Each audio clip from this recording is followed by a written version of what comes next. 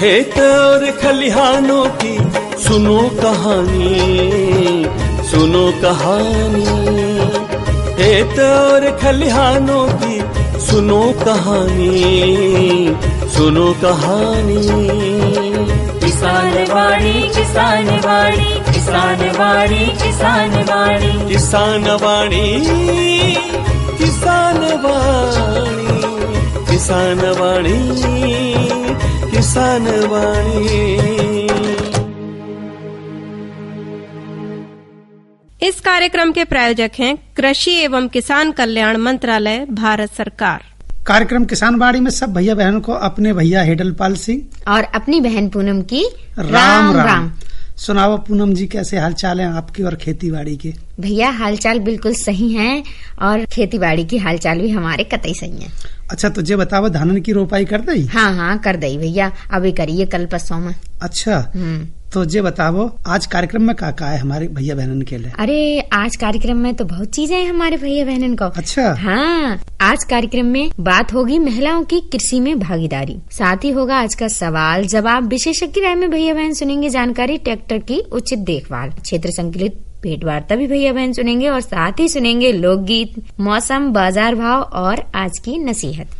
तो ये बताओ पूनम जी, आज कार्यक्रम में सवाल का लेकर के आई हो? भैया आज कुछ सवाल है कि धान की फसल में दीमक नियंत्रण के लिए क्या उपाय करें। सवाल तो बड़ो समसामयिक आप लेकर के आई हो, क्योंकि इस समय हमारे भैया बहन ने धान की जो रोपाई है वो कर दी है और सबसे ज्यादा जो नुकसान है वो दीमक करते है। हाँ भैया वो तो करती है, जब बात तो सही कह रहे हो। और अगर दीमक से फसल खराब हो जाती है तो फिर समस्या ये आती है कि पौधन की कमी हो जाती है। हाँ। जिससे हमारी जो धान की पैदावार भी गिर जाती है।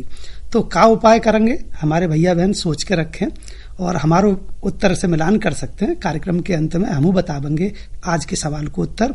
और बात कर रही थी कार्यक्रम में महिलाओं की, तो देखो कोई भी काम हो, चाहे खेती बाड़ी को हो या पशुपालन को हो या फिर कोई रोजगार हो, हाँ जब बात तो सही कह, मुख्य बात है महिलाओं की, तो बिना महिलाओं के तो कोई काम संभव है ना। हाँ भैया ये बात आपने कतई सही कही, क्योंकि आज के टाइम में आप देख ही रहे हो हर जगह जहाँ भैया काम कर रहे हैं वहाँ बहनें भी काम करती हैं।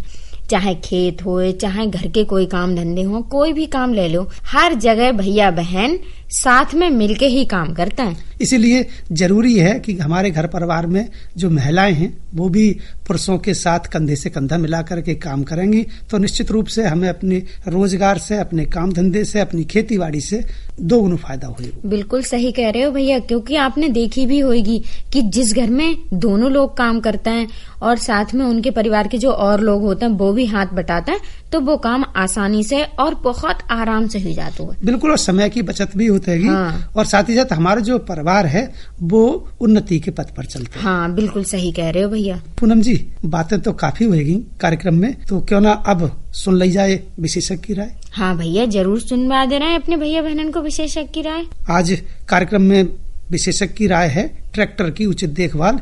इस विषय में विस्तार से आपको जानकारी दे रहे हैं डॉक्टर संत शरण त्रिपाठी और आपसे बातचीत कर रहे हैं डॉक्टर विनय वर्मा।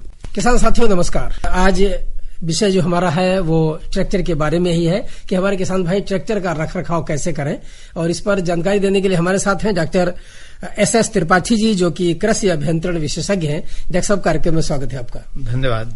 डॉक्टर साहब, ट्रैक्टर आवश्यकता हो गई है अब आज गांव में खेतों पे काम करने के लिए, अपनी फसलों से उत्पादन अच्छा लेने के लिए। जब भी हमारा किसान ट्रैक्टर को घर लाता है निश्चित रूप से उसमें पैसा भी ज्यादा लगता है, और कौन कौन सी ऐसी सावधानियां हैं जो ध्यान रखे खेतों पे काम करने के लिए, ट्रैक्टर से माल ढुलाई के लिए, कि कम खर्चे में और लंबी उसकी आयु बनी रहे। धन्यवाद वर्मा साहब, आपने बहुत सही विषय उठाया है जी। ट्रैक्टर आज जो है, जैसे बैल पहले किसान का कमाऊ बेटा होता था, अब वही स्थान ट्रैक्टर का है। ट्रैक्टर के बिना अब खेती का हम कल्पना नहीं कर सकते हैं। बिल्कुल। मुझे लगता है कि कृषि यंत्रों में सबसे महंगा सौदा ट्रैक्टर का होता है जी। जब किसान ट्रैक्टर खरीदता है तो मुझे लगता है उसकी बहुत बड़ी पूंजी उसमें लग जाती है। अब उम्मीद करता है किसान कि उसको इसका भरपूर फायदा मिले जी। तो ट्रैक्टर सुचारू रूप से काम करे, किसान की खेती का काम करे, अगर कुछ समय बचे तो वो कुछ और दूसरों के काम करके भी कुछ पैसा अर्जित कर सके जी जी। और एक लंबी सेवा दे सके, इसके लिए किसान भाइयों को कुछ बहुत ही बारीक चीजों पर ध्यान रखना जरूरी है। वो मैं आज बताना चाहूंगा किसानों को जी। कब पानी देना है, कब हवा भरानी है, ये तो सबको पता है, मगर उससे भी जो बारीक चीज है वो मैं कुछ बताना चाहूंगा, जो कि अक्सर न जानने के कारण किसान बहुत बार इस चीजें चूक जाता है और उसका फिर ट्रैक्टर समय से पहले खराब हो जाता है, जिसके कारण से वो फिर अपनी किस्त नहीं दे पाता और उसको लगने लगता है कि यार ये मेरा निर्णय जो था ट्रैक्टर खरीदने का वो गलत था। और कभी कभी तो बैंक वाले ट्रैक्टर भी उठाने आ जाते हैं। तो इन सब समस्याओं से बचने के लिए और ट्रैक्टर की खरीद एक उचित निर्णय था इसको साबित करने के लिए किसान को चाहिए कि वो कुछ बहुत ही जो मूलभूत बातें हैं उन पर जरूर ध्यान रखे। ट्रैक्टर एक जीवित वस्तु मानना चाहिए और उसको जिंदा रहने के लिए, उसको स्वस्थ रहने के लिए वो अच्छे से काम करे और हमको फायदा पहुंचाए, उसके लिए जरूरी है कि उसकी जो मूलभूत आवश्यकताएं हैं वो हम समय से पूरी करें और अच्छी गुणवत्ता युक्त चीज दें। जैसे हमें बैल को खिलाने के लिए अच्छा चारा, अच्छा दाना चाहिए शुद्ध, उसी तरह से हमको ट्रैक्टर में भी जो उसकी खाने पीने की चीज है वो भी हम इसे शुद्ध दें। बिना हवा के जो ट्रैक्टर में इंजन होता है वो हवा के बिना नहीं चल सकता। हवा में चूंकि ऑक्सीजन होती है, उस ऑक्सीजन की जरूरत हवा से पूरी होती है ट्रैक्टर, तभी वो डीजल जो हमारा जो उसका भोजन है वो डीजल है। बस उस भोजन डीजल का इस्तेमाल वो अच्छी तरह से भरपूर तभी कर सकता है जब उसको शुद्ध हवा मिले। अगर शुद्ध हवा नहीं मिलती है तो ट्रैक्टर की लाइफ कम हो जाती है। जैसे कि अगर हमें शुद्ध हवा न मिले, हम धूल भरे इलाके में काम करें बहुत समय तक, तो हमारे फेफड़ों में खराबी आ सकती है। इसी तरह से ट्रैक्टर को भी अगर धूल भरी जगह में काम करना पड़े और उसको शुद्ध हवा न मिले, तो इसके लिए ही मैं बताना चाह रहा था कि मैन्युफैक्चरर्स जो होते हैं वो एक तरह का फिल्टर देते हैं, एयर फिल्टर कहलाता है वो। तो एयर क्लीनर लगा होता है, तो उसके मार्फत जब हवा जाती है तो शुद्ध जाती है। वो रास्ते में वो क्लीनर उसको क्लीन कर देता है और जो भी उसके हवा में जो धूल के कण, मिट्टी के कण और जो भी फॉरेन मटेरियल होते हैं वो सब वहां अरेस्ट हो जाते हैं। केवल नीट एंड क्लीन शुद्ध हवा ही इंजन के अंदर सिलेंडर में जाती है। अगर वो शुद्ध हवा न जाए तो जल्दी ही जो इंजन की लाइफ 10 साल 15 साल की है वो साल 1.5 साल में ही वो धुआं देने लगेगा, उसकी रिंग्स कट जाएंगी, उसके सिलेंडर एंड बोर कट जाएगा। इंजन को ओवरहाल करना कम से कम 20,000-30,000 रुपए का खर्चा होता है।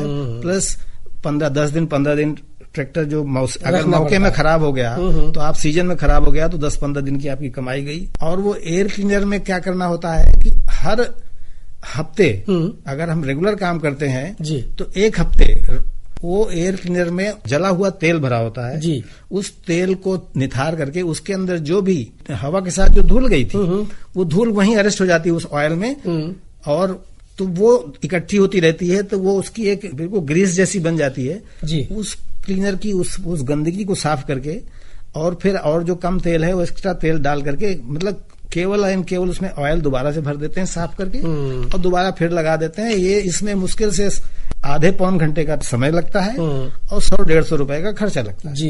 और इस 100-150 रुपए का अगर हम हर हफ्ते अपना काम करें, इसकी सफाई कर करके उसको करते रहें, तो हमारा ट्रैक्टर कभी भी हवा की समस्या से खराब नहीं होगा और 10 से 15 साल की आराम से हमको सेवाएं देगा बिना किसी समस्या। जैसा बहुत महत्वपूर्ण बात आपने बताई है और हम अंदाजा लगा सकते हैं कि बहुत कम ऐसे ट्रैक्टर चलाने वाले हमारे किसान हैं जो हर हफ्ते ये काम करते होंगे। डॉक्टर साहब, एक और बात आती है कि डीजल संचालित ट्रैक्टर होते हैं। डीजल हमारे किसान भाई अलग अलग जगहों पर डलवा लेते हैं, कहीं पर उसकी शुद्धता अच्छी नहीं होती है, कहीं पर ठीक होता है। इसका क्या फर्क पड़ता है ट्रैक्टर में? अगर जैसे मैंने बताया कि हवा के साथ साथ दूसरा जो है वो भोजन है, डीजल है। अगर शुद्ध डीजल नहीं पहुंचा तो जो हमारा पंप है वो समय से पहले खराब हो जाता है, अच्छा प्रेशर नहीं बना पाता। इस कारण से हमारा डीजल का खर्चा बढ़ जाता है। फिर उसको जाना पड़ता है पंप को ओवरहाल कराने, जिसमें 10-15 हजार रुपए फिर एक उसका बड़ा खर्चा हो जाता है। तो इसलिए किसान, ये छोटी सी बात है, इससे बचने के लिए प्रिवेंशन हम करें, अपना बचाव खुद करें। तो उसके लिए कंपनी हमेशा बना के देती है कि डीजल फ्यूल के फिल्टर लगे होते हैं। मेरा ये कहना है कि हमेशा कंपनी का फिल्टर लेना चाहिए, जेन्युइन फिल्टर लेना चाहिए। आपके मैन्युफैक्चरर ने जिस कंपनी का आपका ट्रैक्टर है उसने रिकमेंड किया होगा कि इस कंपनी का फिल्टर लगाइए, तो उसी कंपनी के डीलर के पास जाइए और डीलर से ही, जेन्युइन डीलर से जेन्युइन फिल्टर खरीदिए। उसमें कतई खर्चे में कोई कंजूसी मत करिए। हमेशा डीजल फिल्टर जेन्युइन होने चाहिए और समय समय पर करते रहना चाहिए, उसमें लापरवाही नहीं करनी चाहिए। डॉक्टर साहब, एक और आती है बात, क्योंकि मशीन है उसकी सर्विसिंग जरूरी होती है, और सर्विसिंग के बारे में ज्यादातर किसान ये सोचते हैं कि अभी तो काम कर रहा है हमारा ट्रैक्टर, ठीक चल रहा है, अभी इतनी जल्दी कराने की क्या जरूरत है। तो वास्तव में कब कराना चाहिए और किन बातों का ध्यान रखना? सामान्य तौर पर सर्विसिंग, जो कि सामान्य तौर पर 250 से 300 घंटे के आसपास होती है। बट किसान को चौकन्ना रहना चाहिए। कंपनी ने कहा है कि इसको 250 घंटे बाद करना है इसकी सर्विस, कि आप 125 घंटे अगर आपने सोचा है तो देर होते होते 250 तक में तो कर ही लेंगे। बिल्कुल। अगर आपने 250 को सोचा है तो वो 250 जरूर हो जाएगा। अक्सर ऐसा हो जाता है, हो जाएगा। कभी काम में लगे, कभी किसी में लगे। तो आप अगर 25 घंटे पहले कर लेंगे तो आपका कोई नुकसान नहीं होगा। जी। इंजन के अंदर बहुत सारे मूविंग पार्ट्स होते हैं, तो उनका लुब्रिकेशन कम हो जाएगा, तो आपस में रगड़ खा के घिसेंगे तो उनकी लाइफ कम हो जाएगी। जो 20 साल चलने के लिए है वो 10 साल में ही दोबारा से बदलना मांगेगा। आपका खर्चा बढ़ेगा।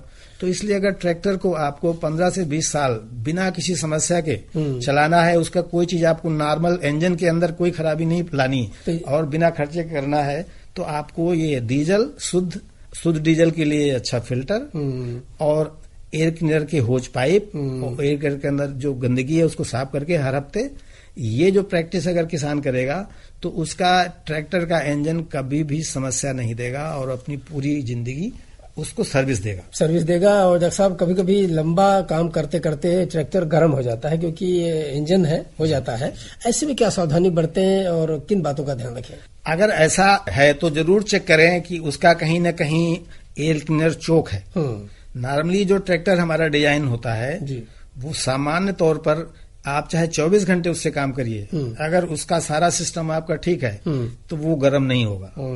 डीजल खत्म हो जाए, बंद हो जाए, बात अलग है, मगर गर्म नहीं होगा अगर उसका सिस्टम सब ठीक है। इसका मतलब एयर क्लीनर में प्रॉब्लम है, इसका मतलब उसमें फ्यूल इंजेक्शन पंप में कुछ प्रॉब्लम है, कहीं ना कहीं प्रॉब्लम है। अदरवाइज फिर भी हर 4 से 5 घंटे के बाद ट्रैक्टर को हमें थोड़ा ब्रेक देना चाहिए और नॉर्मल रनिंग करनी चाहिए। और अगर ऐसा उसको गर्म महसूस होता है तो जरूर हमको वर्कशॉप में ले जाकर के उसकी जांच करानी चाहिए। डॉक्टर साहब, हवा की बात तो कर ली आपने, और पहियों की हवा की अगर बात करें तो कि 2 छोटे पहिए आगे होते हैं, 2 बड़े होते हैं, किसमें कितनी हवा नॉर्मली भरवानी चाहिए? हवा अब नॉर्मली आप देखते होंगे जो पिछले पहिए बड़े पहिए होते हैं तो अमूमन किसान सोचता है या लोग सोचते होंगे इसमें हवा ज्यादा आएगी, पिछले पहियों में ज्यादा हवा आएगी, बट और अगले वाले पहियों में कम होगी। मात्रा के हिसाब से तो पिछले पहिए में हवा ज्यादा होती है, प्रेशर के हिसाब से पिछले पहिए में प्रेशर कम होता है और अगले पहिए में प्रेशर ज्यादा होता है। ठीक है, तो सामान्य तौर पर जो है 28 PSI के आसपास, 28 से 30 PSI के आसपास तो हम अगले पहियों में रखते हैं और 14 PSI के आसपास करीब हम पिछले पहियों में रखते हैं। अगर हमको रोड में चलना है तो हम पिछले पहियों में थोड़ा सा हवा ज्यादा रखेंगे। एक रेंज है, मान लीजिए कि 12 से 14 है तो हम 14 रखेंगे। अगर हमें खेत में काम करना है तो 12 रखेंगे, जिससे कि अगर हवा कम होगी तो स्लिपेज कम होगा। स्लिपेज कम होगा तो हमारा खेत की जुताई एरिया हम ज्यादा कवर कर पाएंगे, समय बचेगा, एरिया हम ज्यादा कवर कर पाएंगे। तो ये चीज होती है। तो इस थोड़ा सा प्रेशर का होता है कि थोड़ा कम ज्यादा करके करना चाहिए। तो प्रॉपर हवा का भी ध्यान रखना बहुत जरूरी है यदि आप चाहते हैं कि अच्छा रिजल्ट मिले। बहुत महत्वपूर्ण बातें डॉक्टर साहब आपने बताई कि ट्रैक्टर जिनके पास है और जुताई का काम चाहे माल ढुलाई का काम करते हैं, कौन कौन सी बातें हैं जिनका ध्यान रखना चाहिए ताकि ट्रैक्टर को सही तरीके से चला सके, कोई नुकसान न हो और लंबी टाइम तक, लंबी अवधि तक वो काम आ सके। कुछ सावधानियां बताई हैं आपने, बहुत छोटी बातें हैं लेकिन बड़ी महत्वपूर्ण बातें हैं। अगर हमारे किसान भाई इन बातों का ध्यान रखेंगे तो निश्चित रूप से अपने ट्रैक्टर का रख रखाव सही कर पाएंगे, उससे अच्छा काम ले पाएंगे और कई प्रकार के नुकसान से बचेंगे। डॉक्टर SS त्रिपाठी जी, और आप हमारे कार्यक्रम आए और बेहतर जानकारी दी, इसके लिए बहुत बहुत धन्यवाद। शुक्रिया, धन्यवाद। भैया बहनों, अभी आपने सुनी विशेषज्ञ की राय, जिसको विषय हो ट्रैक्टर की उचित देखभाल, और इस विषय पर जानकारी दे रहे थे डॉक्टर संत शरण त्रिपाठी और इनसे बातचीत कर रहे थे डॉक्टर विनय वर्मा जी। अब हमारे जो भैया बहन हैं वो समझ गए होंगे कि ट्रैक्टर वास्तव में हमारे किसान भाइयों को मित्र है। हमें किस तरीका से बाकी उचित देखभाल करनी चाहिए जिससे लंबे समय तक उससे हमें फायदा होता रहे। हाँ भैया बिल्कुल सही कह रहे हो, क्योंकि हमारे कोई भी यंत्र हो, इनको अगर सही से सुरक्षित जगह पे रखोगे तो वे ज्यादा चलेंगे, है ना? बिल्कुल, और समय से अगर उसकी देखभाल होगी तो निश्चित रूप से काफी लंबे समय तक हमारे साथ दे वो ट्रैक्टर। और पूनम जी, आज ये बताओ, क्षेत्र भ्रमण कौन आएगी? अरे गए है, और पता है हमें एक बहन मिल गई ही रास्ताई में, मतलब कि खेत पे ही खड़ी। अच्छा। वे खेत पे से अपने घूम के आए रही, क्योंकि उनने धान लगाए हुए थोड़े दिन ही गए हैं, तो वे अपने देखने गई कि हमारे धान उन सही चल रहे हैं ना चल रहे हैं। तो कुछ बातचीत भई उनसे? हाँ, बहुत सी बातचीत करी है। कहो तो अपने भैया बहन को सुनवा दें। बिल्कुल, तो देर का बात की। बहुत से भैया बहन खेती बाड़ी में काम करते हैं, और भैयों के साथ हमारी जो बहनें होती हैं वो भी हाथ जुटाती हैं और वो भी साथ में काम करती हैं। आज एक बहन से हम जुड़े हैं जो खेतीबाड़ी करती हैं और पशुपालन भी करती हैं, तो जानते हैं उनसे ही उनका नाम। आपका नाम? जी हाँ, शकुंतला पाठक। आप कौन से गांव में रहती हैं? गौसगंज।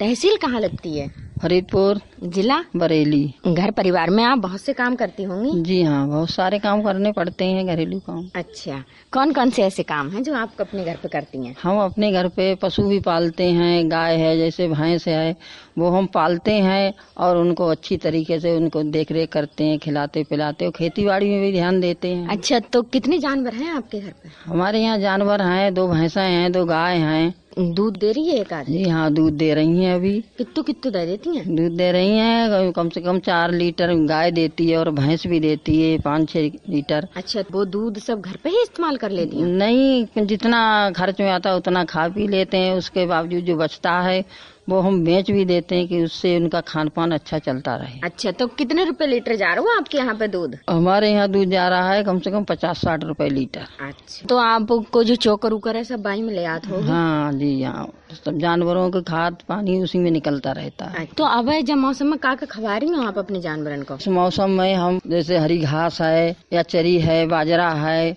इस हरियाली चीज के लिए लाते हैं, काट के खिलाते हैं। उसके बावजूद चोकर है उसमें डालते हैं, मिलाते हैं, खिलाते हैं उनको, और थोड़ी बहुत खरवी ये सरसों को होती वो खिलाते हैं। अच्छा, ये चोकर खवान से का फायदा होता है? इसमें जानवर का दूध भी बढ़ता है और जानवर अपना स्वस्थ रहता है। तो ये बरसात के मौसम से पहले का आपने अपने जानवरों के टीका लगवाया है? जी हाँ, लगवाए थे टीके। अच्छा, तो जो दूध दे रही हैं भैंसियाँ, उनके जो छोटे छोटे लवारे हैं उनको कैसे ध्यान रखती हैं जब मौसम में? उनके लिए इस मौसम में इसलिए ध्यान रखते हैं, उनके लिए थोड़ा बचाव भी करते हैं कि ज्यादा अगर बरसात होती अंदर बांधते हैं। अच्छा। और उनके लिए साफ सफाई का बहुत ध्यान रखते हैं हम, और खिलाने पिलाने का भी ध्यान रखते हैं। वह बारिश के मौसम में उनके नीचे जो चिपचिपो सो ही जातो हो ना, गीलो बहुत ज्यादा ही जातो, वो किस प्रकार से साफ? उसमें थोड़ी सी राख डाल के बढ़िया करके झाड़ू से सफाई करते हैं, जिससे उनके नीचे गंदगी ना रहे। तो कितनी बेरा साफ सफाई कर देती हूँ? कम से कम जब सुबह को हम जानवर अपने बाहर बांधते हैं निकाल के, तो सुबह को भी सफाई करते हैं। अगर ज्यादा बरसात होती है दोपहर में भी सफाई करते हैं, शाम को भी सफाई करके तभी हम अपने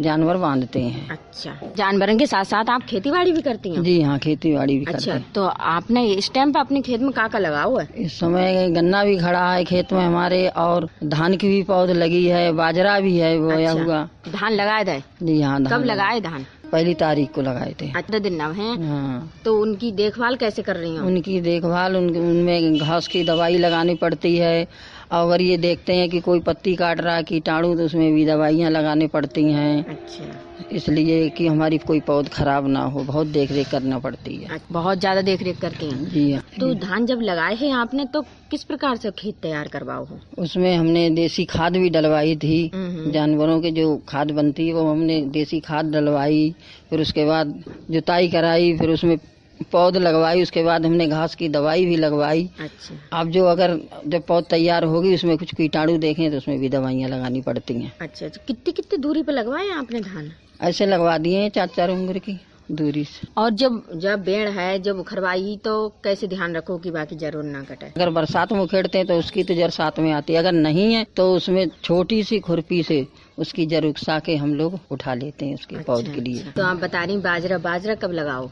बाजरा बो दिया। कितने दिन पहले पैदा हो? जून के लास्ट में हमने बो दिया कि हमारे जानवरों के लिए बाजरा उजरा थोड़ा बहुत हो जाएगा। अच्छा, जानवरों के खवान में वो इस्तेमाल करोगे? जी हाँ। तो गन्ना की फसल में भी कोई काम ही रहा है? गन्ना की फसल में हाँ जी हाँ, शुरू आषाढ़ में हमने खुदाई लगवाई थी और उसमें यूरिया भी लगाई है, और उसमें जो अगर कोई कीटाणु होते हैं तो उसमें स्प्रे करनी पड़ती है। ऐसे मौसम में बच्चन को भी ध्यान रखना चाहिए? जी हाँ, बच्चों को भी ध्यान रखते हैं कि कहीं गंदगी में ना जाएं, और घर में भी साफ सफाई रखनी पड़ती है, बच्चों को भी ध्यान रखना पड़ता है गंदगी ना हो जाए कहीं। बारिश के मौसम में आप अपने घर में जो छोटे छोटे बच्चे हैं और जो आपके परिवार में सब लोग हैं, उनको ध्यान कैसे रख रहे हैं? बच्चों के लिए साफ सफाई भी रखते हैं, गंदगी में नहीं जाने देते, अपने घर में भी साफ सफाई रखते हैं अच्छी तरीके से। साफ सफाई रखने से फायदा भी होता है? जी हाँ, क्योंकि उनसे बच्चों को बीमारी नहीं लगती है, और बरसात से भी अंदर बैठालते हैं, बचाए रखते हैं कि इनको भी कोई बीमारी ना आए, कोई परेशानी ना आए। इतनी अच्छी जानकारी हमारे भैया बहनों को दी, हमें उम्मीद है वो सुनकर लाभान्वित होंगे। आप कार्यक्रम से जुड़ी, आपको बहुत बहुत धन्यवाद। भैया बहनों, अभी आपने क्षेत्र संकलित भेंट वार्ता सुनी, जहाँ में अपने अनुभव बता रही शकुंतला देवी और आपसे बातचीत कर रही पूनम। और पूनम, अब अपने भैया बहन को कुछ मनोरंजन करवा दो जाए। हाँ भैया, जरूर करवा दो भैया बहन को मनोरंजन। और कार्यक्रम में गीत संगीत सुनाने के तय कुछ सोशल मीडिया संदेश भी आए हैं कार्यक्रम में।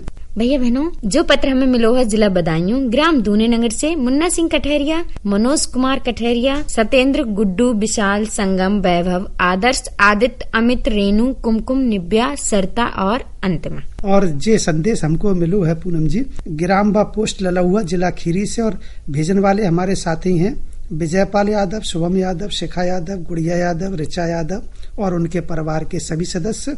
आप हैं कस्बा केलड़िया नवाबगंज बरेली से राजेंद्र गंगवार, प्रेमपाल, धर्मवीर, सचिन, अनुज, अनमोल, कमलेश, तुलाराम और अंकुश मौर्य। आजाद नगर लश्कर हरिद्वार उत्तराखंड से हैं ताज मोहम्मद अंसारी, गुलाम साबिर राही और महराज जहां। तो आप सभी के अनुरोध पर आप सुन लेते हैं जय झूला गीत समूह स्वर में।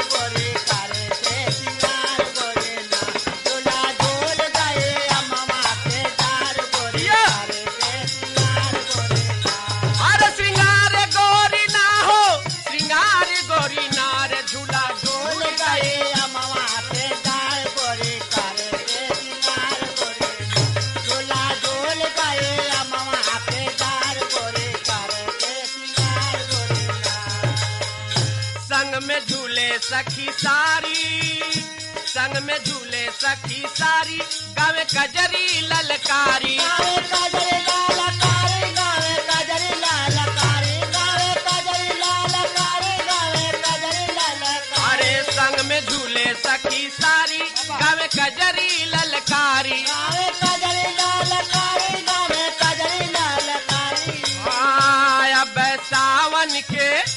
अब सावन के आइल बहार गोरी, करी के श्रृंगार गोरी, झूला झूल गए अमवा के डार गोरी, करे के श्रृंगार गोरी, झूला झूल गए अमवा के डार गोरी, करे के श्रृंगार गोरी। देखा बदरा मेरे राइल, देखा बदरा मेरे राइल, करिया बादर घेर ले आइल, करिया बादर घेर ले आइल, करिया बादर घेर ले आइल। देखा बदरा मेरे राइल, करिया बादर घेर ले आइल, करिया बादर घेर ले आइल, करिया बादर घेर ले आइल। अब रिम झीमा पड़ेला फुहार गोरी, करी के सिंगार गोरी, झूला झूल गए अमवा के डार गोरी, करे के सिंगार गोरी, झूला झूल गए अमवा के डार गोरी, करे के सिंगार गोरी, आर सिंगार गोरी ना रे, सिंगार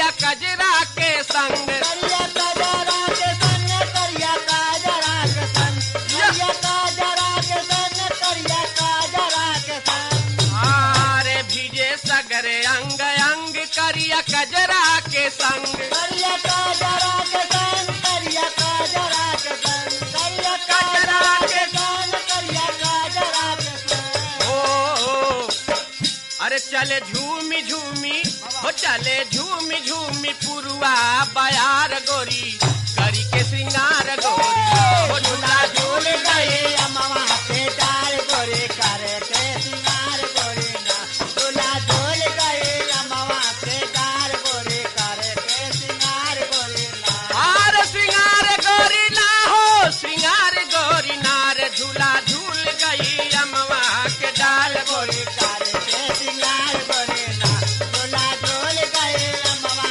के डाल गोरे करे के सिंगार गोरे ना अब मदना सतावे याद सजना के आवे याद साजना के आवे याद साजना के आवे अब मदना सतावे याद सजना के आवे याद साजना के आवे याद साजना के आवे अब कोयल के सुन के पुकार गोरी करी के सिंगार गोरी ना झूला झूल गई अमवा के डाल गोरी। भैया बहनों, अभी आपने झूला गीत सुनो, क्योंकि आप देख ही रही हैं आज गुरु पूर्णिमा है। हाँ। और कल से सावन शुरू हो जाएंगे। हाँ हाँ भैया। तो आपने तो आज सावन शुरू होने से पहले ही झूला गीत सुनवा दो। हाँ भैया, क्योंकि हमारे भैया बहन अब आज रात से शुरू हो जाएंगे तो वे अपने आज से ही सोचेंगे कि हाँ देखो कल से सावन शुरू हुआ है, कितनी अच्छी बात है। और अब बात करें कार्यक्रम में बस सवाल के उत्तर की, जो आपने कार्यक्रम के शुरू में पूछो। हाँ भैया, जो सवाल हो वो हो धान की फसल में दीमक नियंत्रण के लिए क्या उपाय करें। बात करें धान की फसल में दीमक की, तो जो क्लोरोपाइरीफास नाम की दवा है जाको प्रयोग करें तो निश्चित रूप से धान की फसल में दीमक ना लगेगी। और हम उम्मीद करते हैं कि हमारे भैया बहनों को उत्तर भी जयी हुए वो। हाँ हाँ। और पूनम जी, हम देख रहे हैं आपके हाथ में कुछ जानकारी लगी है बाजार भाव की। हाँ भैया, बाजार भाव है तो, क्योंकि हमारे भैया बहनों को जरूरत भी पड़ती है जाके। भैया बहनों, तो आज गेहूं को भाव रहो 2503 रूपये प्रति क्विंटल, 29 रूपया प्रति किलो। चावल बिको 3400 रूपये प्रति क्विंटल, 38 रूपया प्रति किलो। चना को भाव रहो 6650 रूपये प्रति क्विंटल, 75 रूपया प्रति किलो। उड़द दाल बिकी 10,175 रूपया प्रति क्विंटल, 115 रूपया प्रति किलो। और दाल अरहर की बात करें तो आज दाल अरहर को भाव रहो 10,125 रूपये प्रति क्विंटल, 120 रूपये प्रति किलो। तेल सरसों 14,250 रूपये प्रति क्विंटल, 165 रूपये प्रति लीटर। और बात करें सब्जियों के राजा आलू की, तो आज आलू को भाव रहो 1,180 रूपये प्रति क्विंटल, 20 रूपये प्रति किलो। टमाटर 2,950 रूपये प्रति क्विंटल, 60 रूपये प्रति किलो। और प्याज को भाव रहो 1,460 रूपये प्रति क्विंटल, 25 रूपये प्रति किलो। लहसुन बुको 6,400 रूपये प्रति क्विंटल, 100 रूपया प्रति किलो। और हरी मिर्च को आज भाव रहो 3,550 रूपये प्रति क्विंटल, 60 रूपये प्रति किलो। तो ये तो पूनम जी है बाजार भाव। और बात करें कार्यक्रम में आज की नसीहत की, तो बस हम तो यही कहना चाहेंगे कि आपके पास जो भी कृषि यंत्र हैं उनको रख रखाव सही तरीका से करें, समय से उनकी मरम्मत करावें, समय से उनकी सर्विस करावें, तो जो कृषि यंत्र हैं वे लंबे समय तक हमारो साथ देंगे। और अब इन्हीं सब बातों के साथ आज के कार्यक्रम किसान वाणी से अपने भैया हेडलपाल सिंह और अपनी बहन पूनम को दो अनुमति। भैया बहनों राम राम। इस कार्यक्रम के प्रायोजक थे कृषि एवं किसान कल्याण मंत्रालय, भारत सरकार।